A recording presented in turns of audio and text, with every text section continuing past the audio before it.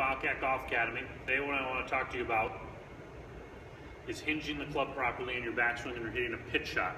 Just a basic pitch shot from the fairway. We've talked about this before, but I'm going to use this device, and I think this is a great little training aid. It's called the swingyde. Many of you have probably seen it, but it attaches to your club and you can use it in different ways. Typically what it's used for is for your lead arm. If you're right-handed, your left arm.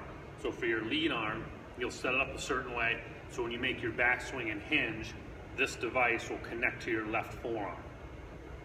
We'll offset it up today so it's going to hit my right forearm.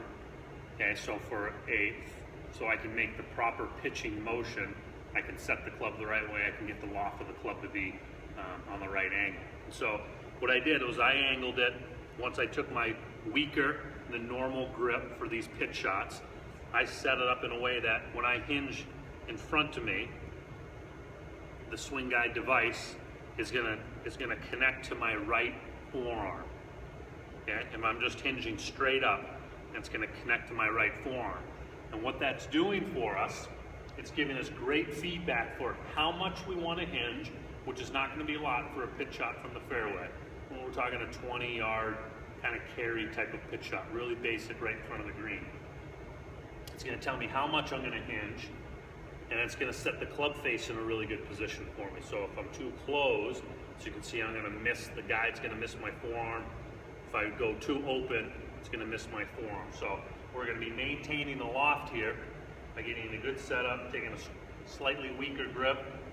I can go back. The second it hits my hand, or my forearm, sorry, the second it hits my forearm, that's pretty much all the hinge we need for a shot like this. I'll go back a little bit farther as far as taking my arms back slightly, but not a lot more hinge is going to be required of this. And what it also does is it sets the club in the right position. As you can see, the club is going to be this direction of my hands with the toe up. Okay, far too often we see this with players.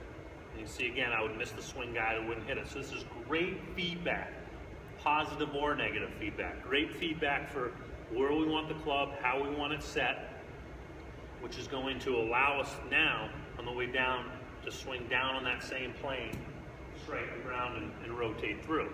So when you're ready to hit, I'll put a stick on the ground where the ball would be, and then without a ball, you can make some strikes where you're getting the guide connected to your forearm here, working down, rotating left. And the two things now that I want you to pay attention to are you striking the ground to the left for a right-handed golfer, to the left of the stick that's on the ground. That's where you're going to strike the ground. We're always going to strike it forward, so the club's working down, forward, and left. You can see how much I'm rotating through.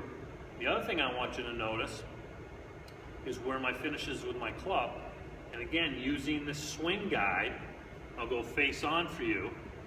Using this swing guide, what you're going to see is where now this is in relation to my right forearm. Okay?